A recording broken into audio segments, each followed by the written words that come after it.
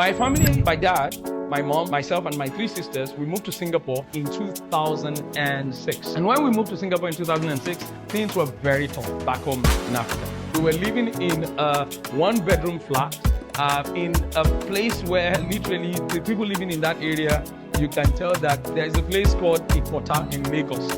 And that place is like a slum. Both of my parents were educated.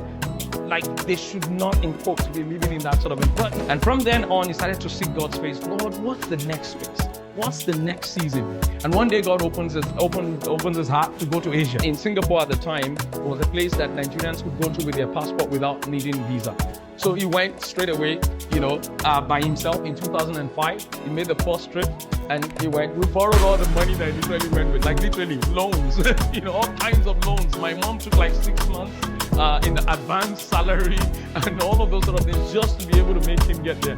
And of course, we had this expectation that as soon as he gets there, he will start to send us money and our life will change dramatically. It was a lie. None of that happened. We were shocked to realize that we were still the ones sending him money. We were still the ones sending him money for the next 6 months. Literally, because he couldn't survive, he didn't have a job and all of that. But he set out with three main objectives.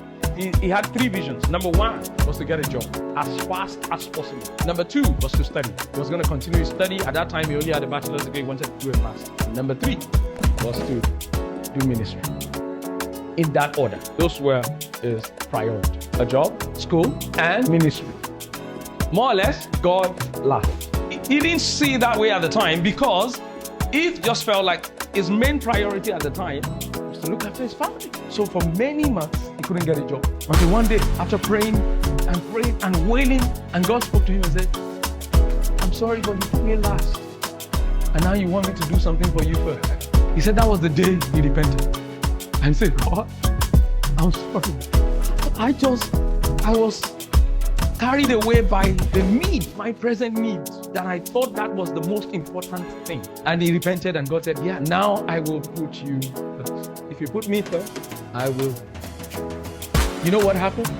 That very month, something strange happened. The church he was attending, he had a dream that church, there were a lot of Africans who were in the church and that they needed an African service. Because the church had Indian service, Burmese service. It was a big church in Singapore, thousands of people.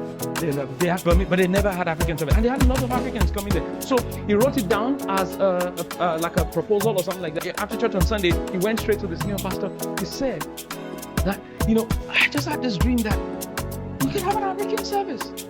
You know what the pastor said? He said, come to my office, John. My dad's name is John. He said, "Come to my office." And then he got to his office and dad said, and the man said, "Do you know what you just talked about? We've been praying about it for the last 5 years. And he said that we've also been praying that God will bring the person that will pastor the church. So are you willing to pastor the church?" That was how he got the job. The job he loved the most in the world, to pastor for free. And he was put on a salary. So the moment he repented, God changed the order of things. And that was how he became the pastor of the African service, put on payroll, one of the staff of the church. Do you know what happened to the glory of God? The church grew. After about 3 months, the senior pastor called my dad and said, "John, this African service is literally as God spoke to us 5 years ago. And everything is doing well, like Joseph." And he told my dad, he said, "What is one thing that we can do for you as a church? Just name one, like an open check." My dad said, "Please just bring my family." My dad said, "Just bring me." That was why I needed a job before. And I thought if I got a job, I would be able to bring my family and all of that. Just bring my family. You know what the church said?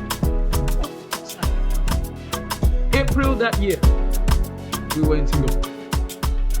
All of us, they paid for all of us. Sponsored my sister's school. Sponsored all our visas. And that was how we lived in Singapore for 2.5 years. And that was what changed the direction and the course of the entire family forever. Removed us to the glory of God from poverty. You know the lesson in that? Never put God. God is not obliged to put first whoever puts things